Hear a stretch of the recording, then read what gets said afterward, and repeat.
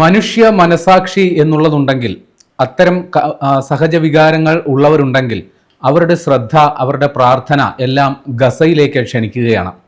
കാരണം അവിടെ വലിയ രീതിയിലുള്ള ഒരു കൂട്ടക്കുരുതി വലിയ താമസമില്ലാതെ നടക്കും എന്നുള്ളത് ഏകദേശം നമുക്ക് ഉറപ്പിക്കാൻ സാധിക്കും. ഏതാണ്ട് 2 വർഷത്തോളം നീണ്ട തീവ്രമായ ഏറ്റുമുട്ടൽ, അതിനു മുൻപും ഇസ്രയേൽ ഫലസ്തീൻ സംഘർഷം ഉണ്ടായിരുന്നു. എന്നാൽ 2023 ഒക്ടോബറിന് ശേഷമാണ് ഇസ്രയേൽ കണ്ണും പൂട്ടിയുള്ള പ്രഹരം ഗസയ്ക്ക് നേരെ അല്ലെങ്കിൽ പലസ്തീന് നേരെ ഏൽപ്പിക്കാൻ തുടങ്ങിയത്. അന്നു മുതൽ ഇന്ന് വരെയുള്ള ഔദ്യോഗിക കണക്ക് പ്രകാരം ഏതാണ്ട് 67,000-ഓളം പേർ അവിടെ കൊല്ലപ്പെട്ടിട്ടുണ്ട് എന്നുള്ളതാണ് കണക്ക്. എന്നാൽ ഒരു ഇസ്രയേലിന്റെ മുൻ സൈനിക ഉദ്യോഗസ്ഥൻ പറയുന്നത് പ്രകാരം 2 ലക്ഷത്തിലധികം പേർ അവിടെ കൊല്ലപ്പെട്ടിട്ടുണ്ടാകണം എന്നാണ് അദ്ദേഹം പറയുന്നത്. അതിൽ പലരുടെയും മൃതദേഹങ്ങൾ അവിടെ തകർന്ന കെട്ടിടങ്ങളുടെ അവശിഷ്ടങ്ങൾക്കടിയിൽ കുടുങ്ങിക്കിടപ്പുണ്ട്. അവരവിടെ തന്നെ സംസ്കരിച്ച നിലയിലാണ് എന്നാണ് അദ്ദേഹം വെളിപ്പെടുത്തിയത്. ഇപ്പോൾ അവിടെ പുതിയ സംഭവ വികാസങ്ങൾ ഉണ്ടാവുകയാണ്. കാരണം അമേരിക്കൻ പ്രസിഡന്റ് ഡൊണാൾഡ് ട്രംപ് മുൻകൈയെടുത്ത് അവിടെ ഒരു 72 മണിക്കൂറിന്റെ അല്ലെങ്കിൽ 3-4 ദിവസത്തേക്കുള്ള വെടിനിർത്തൽ ധാരണ ഉണ്ടാക്കിയിരുന്നു. ആ 72 മണിക്കൂറിനകം ഹമാസ് പൂർണ്ണമായി, അതായത് ഗസയിൽ ഇസ്രയേലിനെതിരെ പോരാട്ടം നടത്തുന്ന ഹമാസ് പൂർണ്ണമായി നിരായുധീകരിക്കണം, അവർ ആയുധം വെച്ച് കീഴടങ്ങണം, അവർ ഗസ വിട്ടു പോണം എന്നുള്ളതാണ് ട്രംപിന്റെയും അതേസമയം തന്നെ ഇസ്രായേൽ പ്രധാനമന്ത്രി ബെഞ്ചമിൻ നെതന്യാഹുവിന്റെയും ആവശ്യം. അതിന് ചില ഉപാധികളും അവർ വെക്കുന്നുണ്ട്. ഈ ഹമാസ് നിരായുധീകരിക്കപ്പെട്ടു കഴിഞ്ഞാൽ അവിടെ പൂർണ്ണമായും പുനരുദ്ധാരണ പ്രവർത്തനങ്ങൾ അമേരിക്കയുടെ നേതൃത്വത്തിലുള്ള ഒരു സമിതി രൂപീകരിച്ച് നടപ്പിലാക്കും. ഇസ്രായേൽ സേന ഘട്ടം ഘട്ടമായി അവിടെ നിന്ന് പിൻവാങ്ങും. അതോടൊപ്പം തന്നെ പലസ്തീന്റെയും ഇസ്രയേലിന്റെയും കൈവശമുള്ള ബന്ദികളെ പരസ്പരം മോചിപ്പിക്കുന്നതിനുള്ള നടപടികൾ തുടങ്ങും. ഇതൊക്കെയാണ് ഉപാധികൾ. പക്ഷേ ഹമാസ് അവിടെ വ്യവസ്ഥകൾ പൂർണ്ണമായും ഇതുവരെ അംഗീകരിച്ചിട്ടില്ല.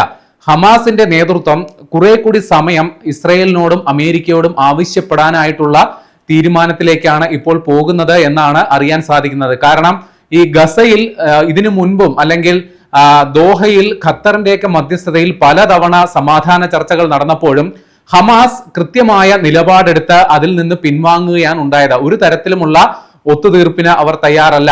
ഇസ്രായേൽ സേന അവിടെ നിന്ന് പൂർണ്ണമായി പിൻവാങ്ങുന്നത് വരെ, അവിടെ സമാധാനം പുനഃസ്ഥാപിക്കുന്നത് വരെ തങ്ങളുടെ പോരാട്ടം തുടരും. പലസ്തീൻ എന്ന് പറയുന്ന അവരുടെ സ്വപ്നം കാണുന്ന സ്വതന്ത്ര പലസ്തീൻ എന്ന് പറയുന്ന രാഷ്ട്രം അത് സാധ്യമാകുന്നത് വരെ ആയുധം വെക്കില്ല എന്നുള്ള നിലപാടിൽ തന്നെയായിരുന്നു ഹമാസ് ഉണ്ടായിരുന്നത്. അക്കാര്യത്തിൽ ഇപ്പോഴും അവർ ആ നിലപാടിൽ നിൽക്കുന്നു എന്നുള്ളതാണ്. അതായത് ഈ 72 മണിക്കൂർ എന്ന് പറയുന്ന ആ ഒരു കൃത്യം, അതായത് ആ ഒരു എന്താ പറയുക തിട്ടൂരം, അത് ഒരു കാരണവശാലും അംഗീകരിക്കില്ല എന്നുള്ള നിലപാടാണ് ഹമാസിന് ഇപ്പോഴുള്ളത്. അതുകൊണ്ട് തന്നെ ഇപ്പോൾ ഇസ്രായേൽ സേന അവിടെ അവരുടെ ആക്രമണം ശക്തമാക്കിയിരിക്കുന്നു. ഒരു വെടിനിർത്തൽ കരാറിനെ കുറിച്ചുള്ള ചർച്ചകൾ നടന്ന് മണിക്കൂറുകൾക്ക് ശേഷമാണ് ഇസ്രായേൽ അവിടെ വലിയ രീതിയിലുള്ള ബോംബാക്രമണം നടത്തുന്നത്, വലിയ രീതിയിലുള്ള സൈനിക വിന്യാസം നടത്തുന്നത്. ഗസ നഗരത്തെ പൂർണ്ണമായി ഇസ്രായേൽ സേന വലം വെച്ചിരിക്കുന്നു അല്ലെങ്കിൽ വലയം ചെയ്തിരിക്കുന്നു എന്നുള്ളതാണ് ഏറ്റവും ഒടുവിലത്തെ വിവരം. കഴിഞ്ഞ 24 മണിക്കൂറിൽ മാത്രം അവിടെ നടന്ന ബോംബാക്രമണങ്ങളിൽ, ഏറ്റുമുട്ടലുകളിൽ 46 മരണം സ്ഥിരീകരിച്ചിട്ടുണ്ട്. അതിൽ 36 പേർ ഗസ നഗര നിവാസികളാണ്. അതായത് ഇസ്രായേൽ സേന ഒരു ഘട്ടത്തിൽ ഇസ്രായേലിന്റെയും അമേരിക്കയുടെയും ഭരണ നേതാക്കൾ ഒരു വെടിനിർത്തൽ കരാറിനെ കുറിച്ച് ചർച്ച ചെയ്യുന്നു. അതേസമയം ഇസ്രായേൽ അവിടെ വലിയ രീതിയിലുള്ള ആക്രമണം തുടരുന്നു എന്നുള്ള വാർത്തകൾ വരുന്നു. അതിന് കാരണമായിട്ട് ഇസ്രായേൽ പറയുന്നത് ഹമാസ് ഈ പറയുന്ന വെടിനിർത്തൽ ധാരണകൾക്ക് അനുകൂലമായി ഇതുവരെ പ്രതികരിച്ചിട്ടില്ല, അതുകൊണ്ട് ഇത് അവസാന മുന്നറിയിപ്പാണ് എന്നുള്ളതാണ് ഇസ്രായേൽ പ്രതിരോധ മന്ത്രി ഇസ്രായേൽ കാറ്റ്സ് അദ്ദേഹം പറയുന്നത്. ഇവർ പൂർണ്ണമായും ഇവിടെ നിന്ന് ഒഴിഞ്ഞു പോകണം, ഹമാസ് പൂർണ്ണമായും ഒഴിഞ്ഞു പോകണം. അതിനു വേണ്ടിയിട്ട് ഞങ്ങളൊരു ഉപാധി വെക്കുന്നു. ഈ ഗസ നഗരത്തിന്റെ തെക്കൻ ഭാഗം, അതായത് ഈജിപ്തിനോട് ചേർന്ന പ്രദേശത്തോട്ട് ഈ ഗസ നിവാസികൾ പൂർണ്ണമായും ഒഴിഞ്ഞു പോകണം. ഇനി ആരെങ്കിലും ഗസ നഗരത്തിൽ തുടരുകയാണെങ്കിൽ അവരെ ഭീകരവാദികളായിട്ട് തന്നെ കാണും, അല്ലെങ്കിൽ ഭീകരവാദികളെ സപ്പോർട്ട് ചെയ്യുന്നവരായിട്ട് കാണും. ഈ പ്രദേശവാസികൾ അവിടെ നിന്ന് പൂർണ്ണമായി ഒഴിഞ്ഞുപോയി അവിടെ ഇസ്രായേലിനെതിരെ പോരാട്ടം നടത്തുന്ന, ഇസ്രായേലിനെതിരെ ആക്രമണം നടത്തുന്ന ഹമാസിനെ അവിടെ ഒറ്റപ്പെടുത്തി ഇസ്രായേൽ സേനയും ഹമാസുമായിട്ട് നേരിട്ട് യുദ്ധം നടത്തിക്കളയാം എന്നാണ് ഇസ്രായേൽ പ്രതിരോധ മന്ത്രിയുടെ നിലപാട്. അതുകൊണ്ട് തന്നെ ഇവിടെ ഇപ്പോൾ വലിയൊരു ആശങ്ക ഉണ്ടാകുകയാണ്. ഗസ നഗരത്തിൽ ഇതുവരെ കണ്ടതിനേക്കാൾ തീവ്രമായ സൈനിക നടപടികളിലേക്ക് ഇസ്രായേൽ കടക്കും എന്നുള്ള വലിയൊരു ഭീതി, വലിയൊരു സൂചനയാണ് ഇപ്പോൾ വരുന്നത്. ഗസ നഗരത്തിന്റെ തെക്കൻ ഗസ നഗരത്തിന്റെ വടക്കൻ ഗസയിലോട്ട് പോകുന്ന വഴി പൂർണ്ണമായും ഇസ്രായേൽ സേന അടച്ചു.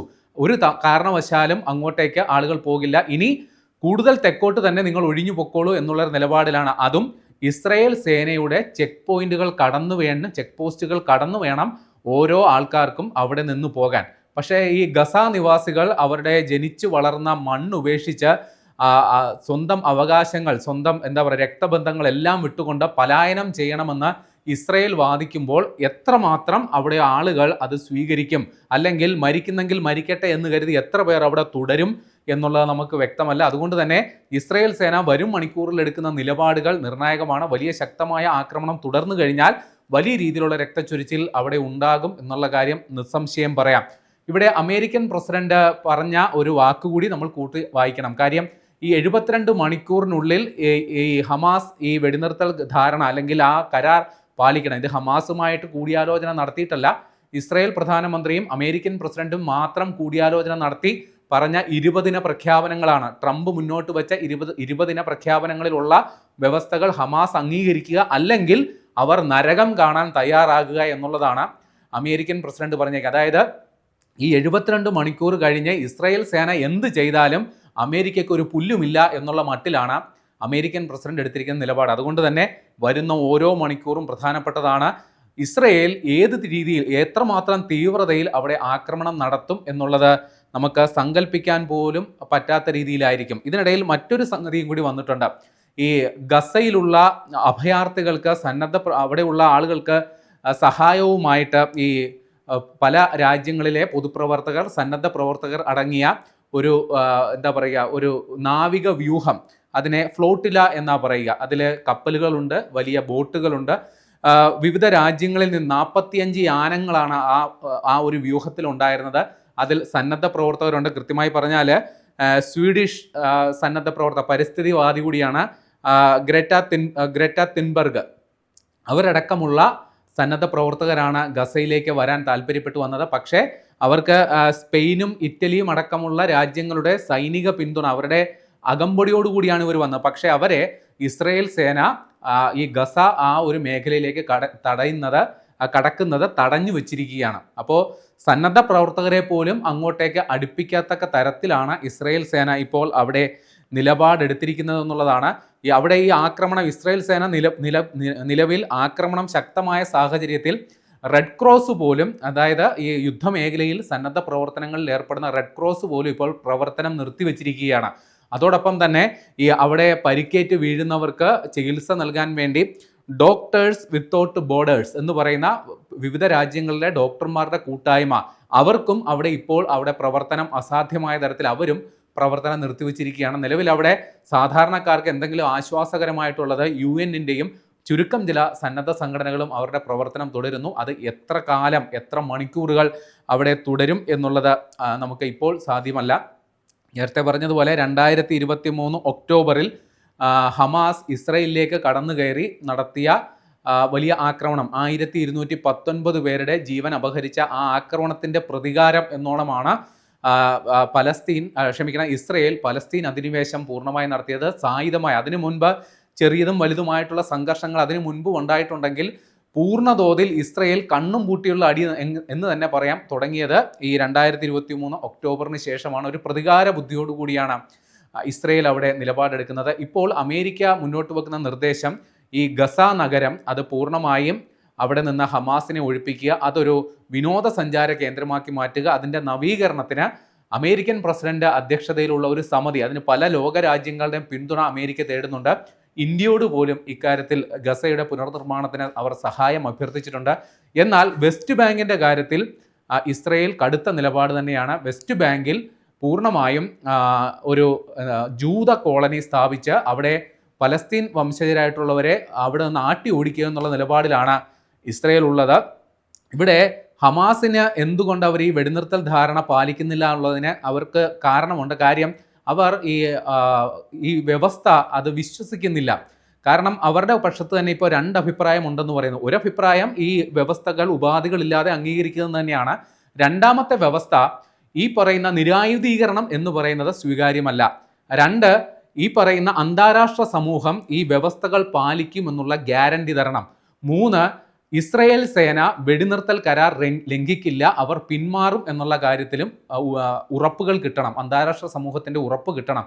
ഈ ഒരു നിലപാടിലാണ് ഹമാസ് ഇപ്പോഴുള്ളത്. അതുകൊണ്ട് തന്നെ രണ്ട് കൂട്ടരും കടുത്ത നിലപാടുകളിൽ തന്നെ തുടരുന്നു. അതുകൊണ്ട് തന്നെ ഇസ്രായേൽ സേന നേരത്തെ ചെയ്തതിൻ്റെ പൂർവാധികം ശക്തിയോടെ അവിടെ ഇടപെടും എന്നുള്ള കാര്യം നമുക്ക് ഉറപ്പാണ്. അതുകൊണ്ട് തന്നെ വലിയൊരു രക്തച്ചൊരിച്ചിൽ വരുന്ന മണിക്കൂറുകളിൽ, വരുന്ന ദിവസങ്ങളിൽ ഗസയിൽ ഉണ്ടാകും എന്നും നമ്മൾ മനസ്സിലാക്കണം.